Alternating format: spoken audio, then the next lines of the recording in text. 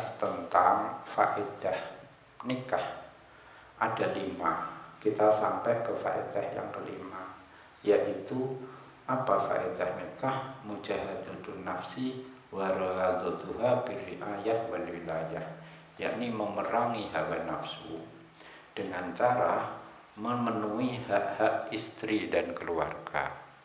Memenuhi hak istri dan keluarga itu sebuah pendidikan mental tersendiri, karena butuh kesabaran akhlak mereka, butuh tahan terhadap keburukan mereka, butuh usaha untuk memperbaiki mereka, butuh membimbing mereka ke jalan agama, butuh usaha mencari yang halal untuk mencukupi mereka, butuh mendidik anak-anak di keluarga itu. Nah, semua ini adalah amal-amal yang solih, yang utama. Anak dan istri adalah rakyat, dan sebagai laki-laki itu adalah pemimpin, dan yang seperti ini pahalanya besar. Kenapa orang tidak mau menikah? Itu karena sebagian memang khawatir tidak bisa menegakkan hak-hak istri dan anak-anak, hak-hak keluarga, makanya tidak menikah. Soalnya apa?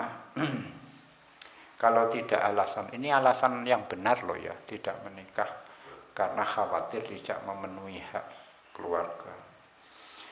Nabi sendiri kalau tidak demikian loh, Nabi sampai bilang begini, sehari dari pemimpin yang adil, termasuk pemimpin keluarga, sehari saja kepemimpinan kita bisa memimpin dengan adil, itu masih lebih baik daripada 70 tahun ibadah. Jadi ibadah 70 tahun, iku nek ibadah 70 tahun niku ngitunge mulai ibadah taruhlah 15 tahun ya. Berarti niki orang berumur 70 tambah 15, 85 tahun. Itu ibadah terus, masih di KO sama orang yang mimpin sehari dengan adil. Tentu itu secara dalil akli nakli. Sekarang dalil aklinya apa? Logikanya bagaimana? Tentu saja tidak sama orang yang sibuk memperbaiki dirinya beserta memperbaiki orang lain dibanding orang yang hanya memperbaiki dirinya sendiri. Orang yang sabar ya menghadapi ujian keluarga itu ya tidak sama dengan orang yang enak-enak nanggung dirinya sendiri. Jadi menghadapi keluarga itu jihad fisabilillah. Imam Bisri pernah mengeluh, ya pernah istilahnya membanggakan, merasa diungguli oleh Imam Ahmad bin Hambal. Karena apa? Karena perkara 3. Salah satunya Imam Ahmad bin Hambal itu mencari rezeki yang halal untuk dirinya dan keluarga. Sementara saya, kata Imam Bisri, hanya untuk diriku sendiri. Kata Nabi lagi, apa yang dinafkahkan oleh seorang laki-laki kepada istri dan anak adalah sedekah. Setiap suap puluhan yang dia angkat kemudian dimasukkan mulut istrinya, baik ini secara hakiki maupun secara kiasan ya, itu diberi pahala ganjaran. Lah nek ora dibojo mangan-mangan dhewe ya gak ana ganjaran dari sisi itu. Wali abdal itu masih dikalahkan oleh orang yang bekerja mencari halal untuk menghidupi keluarga. Ibnul Mubarak, imam besar tasawuf, suatu saat pergi perang bersama teman-temannya. Dia tanya kepada teman-teman seperjuangannya, kalian tahu tidak ada amal yang lebih baik, lebih mulia daripada kita berperang ini? Teman-temannya jawab, tidak.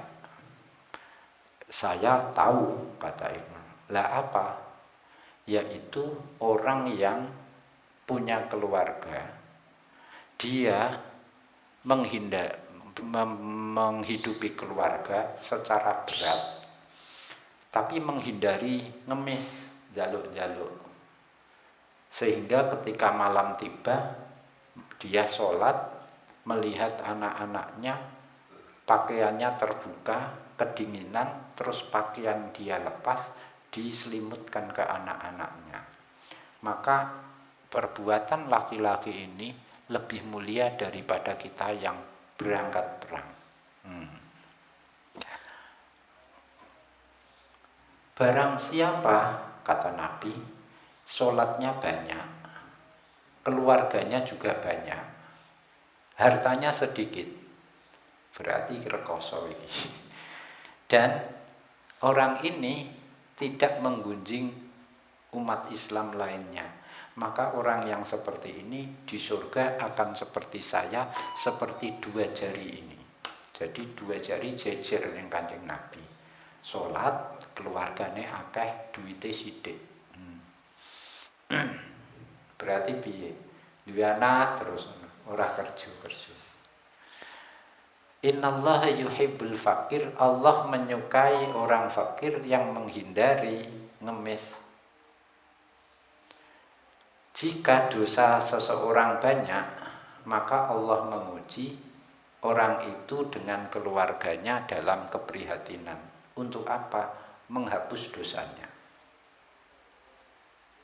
Ada lagi perkataan Nabi, ada dosa yang tidak bisa dihapus dengan ibadah apapun, sholat, baca Quran, sedekah, haji, itu gak bisa dihapus itu semua. Hanya bisa dihapus dengan bekerja, tolabul ma'isyah itu. Barang siapa yang punya 3 anak, loro anakku itu, punya 3 anak perempuan, ya, kemudian menafkahi mereka sampai mereka mapan 3 anak ini, maka wajib Allah memasukkan di surga. Kata Nabi, pasti albatta.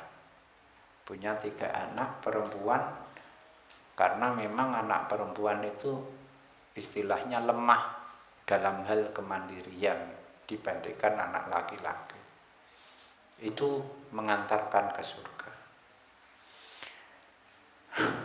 Ada lagi kisah ahli ibadah.